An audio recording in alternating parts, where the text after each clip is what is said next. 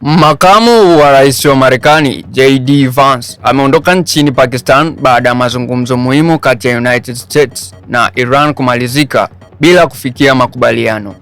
Mazungumzo hayo yalifanyika kwa muda mrefu, yakihusisha viongozi wa juu kutoka pande zote mbili kwa lengo la kupunguza mvutano unaoendelea, hasa kuhusu mpango wa nyuklia wa Iran pamoja na usalama wa Mashariki ya Kati.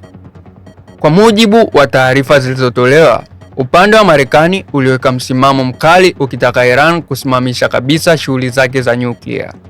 Hata hivyo, Iran ilikataa masharti hayo, ikieleza kuwa mpango wake ni sehemu ya haki yake kujitegemea na hauwezi kusimamishwa kwa shinikizo la nje. Kutokana na tofauti hizo kubwa za kimtazamo, mazungumzo yalishindwa kufikia muafaka na hatimaye JD Vance akaondoka bila makubaliano yoyote rasmi kupatikana. Hali ya sasa na athari kwa dunia.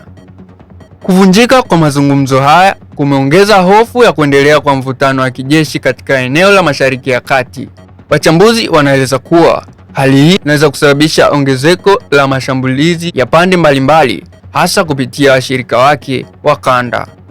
Aidha, kuna wasiwasi mkubwa kuhusu uchumi wa dunia. Eneo hilo lina njia muhimu ya usafirishaji wa mafuta na mvutano wowote unaweza kusababisha kupanda kwa bei ya mafuta duniani, hali itakayoathiri gharama za maisha kwa watu wengi.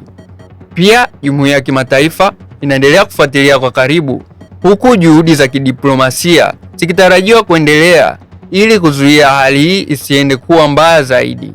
Kwa kuhitimisha, kuondoka kwa JD Vance bila mafanikio kunasisitiza ugumu wa kufikia suluhu ya haraka katika mgogoro huu na kuweka wazi kuwa changamoto bado ni kubwa. Swali ni je, dunia inapaswa kuendelea kusisitiza mazungumzo ya amani licha ya tofauti kubwa zilizopo, au kuna wakati ambapo misimamo mikali huwa ni muhimu kulinda maslahi ya mataifa? Usisahau kusubscribe, like, comment, turn on notification ili uzidi kupata updates ya matukio mbalimbali yanayozidi kujiri every time. I'm out.